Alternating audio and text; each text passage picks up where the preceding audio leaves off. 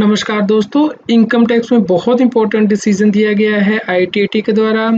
यदि किसी व्यक्ति ने इनकम टैक्स की रिटर्न फाइल की है, क्या उसे इनकम टैक्स ऑफिसर डिफेक्टिव मान सकता है क्योंकि उसकी जो इनकम उसने आईटीआर में रिपोर्ट की है वो मैच नहीं कर रही है 26 एएस से।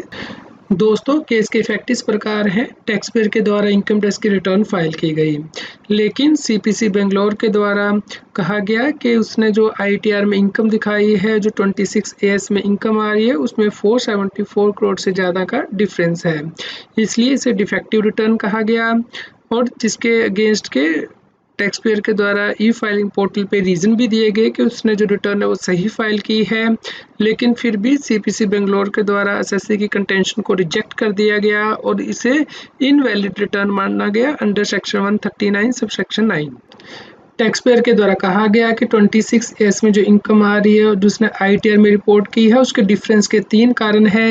एक है कन्वर्जन रेट, दूसरा है रिम्बर्समेंट और तीसरा है रिवर्सल। यानी कि जो टैक्स पेयर के द्वारा इनकम ली गई है वो यूएसडी को आईएनआर में कन्वर्ट किया गया है। इसके लिए एसबीआई का टेलीग्राफिक ट्रांसफ़र बाइंग रेट लिया गया है, जबकि जिस व्यक्ति ने टीडीएस काटा है उसने डिफरेंट रेट लिया है, जिसकी वजह से डिफरेंस आ रहा है। सेकंड कारण है रिम्बर्समेंट का, यानी कि इंडियन कंपनी के द्वारा रिम्बर्समेंट पे भी टीडीएस काट लिया गया है, जबकि रिम्बर्समेंट तो इनकम टैक्स एक्ट के अंतर्गत चार्जेबल ही नहीं होती है, जिसकी वजह से कि 26 एस में ज़्यादा इनकम आ रही है। टैक्स पेयर के द्वारा तीसरा रीज़न दिया गया रिवर्सल का, यानी कि उसने बताया कि मान लीजिए टैक्स पेयर 100 यूएसडी की इनवॉइस रेज करता है इंडियन कंपनी को और इंडियन कंपनी इसके ऊपर टीडीएस भी काट लेती है। बाद में वो 15 यूएसडी का क्रेडिट नोट इशू करता है, तो इस प्रकार जो उसकी नेट इनकम होगी वो 85 यूएसडी ही होगी।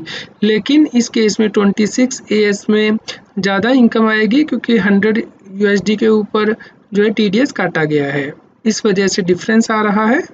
दोस्तों, इस केस में आईटीएटी के द्वारा डिसीजन दिया गया कि इस केस में इनकम टैक्स ऑफिसर के द्वारा रिटर्न को इनवैलिड नहीं माना जा सकता सेक्शन 139 सब सेक्शन 9 के अंतर्गत, क्योंकि मिसमैच आ रहा है 26 ईयर्स की इनकम में और आईटीआर की इनकम में।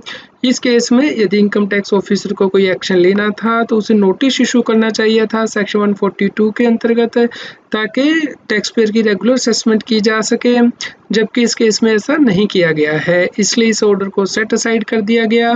दोस्तों, डिसीजन बहुत ज़्यादा इंपॉर्टेंट हो जाता है, क्योंकि नॉर्मली देखा गया है कि यदि आपके 26 एएस में ज़्यादा इनकम आ रही है और आपने आईटीआर में कम दिखाई है, तो उसके बेस पे आईटीआर को इनवैलिड या डिफेक्टिव ट्रीट करने की कोशिश की जाती है। तो आप इस जजमेंट से हेल्प ले सकते हैं। आप इस जजमेंट को डाउनलोड कर सकते हैं। इसका लिंक इस न्यूज़ की वीडियो डिस्क्रिप्शन में भी दिया गया है। उम्मीद करते हैं आपके लिए यह न्यूज़ यूज़फुल रही होगी। कृपया लाइक कीजिए और शेयर कीजिए ताकि सभी लोगों तक ये जानकारी पहुंच पाए और वो इनकम टैक्स की कॉम्प्लायंस कर पाएँ।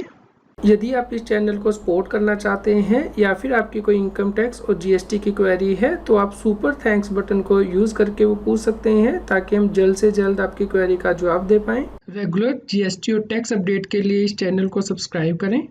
आप हमें Telegram app CA Satbir Singh टैक्सिल पे ज्वाइन कर सकते हैं, ताकि आप जीएसटी और इनकम टैक्स के रेगुलर अपडेट अपने मोबाइल पर ही प्राप्त कर सकें।